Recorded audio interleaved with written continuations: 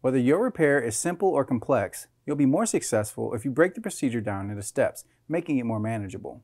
I'll take you through this part replacement repair one step at a time. To replace the right roller carrier in your GE dishwasher, roll the lower rack assembly out of the dishwasher and take out the silverware basket.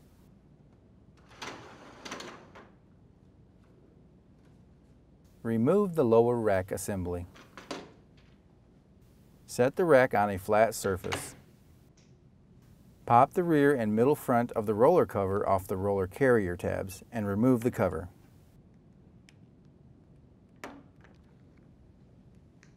Pull off the roller wheels. Unmount the roller carrier from the basket. To install the new roller carrier, mount the carrier onto the basket.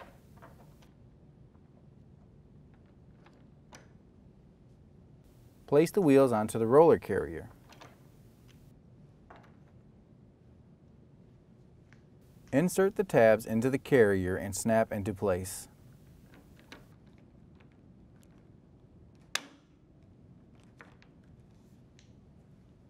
Set the rack assembly on the door and place in the silverware basket. Slide the lower rack assembly back into the dishwasher.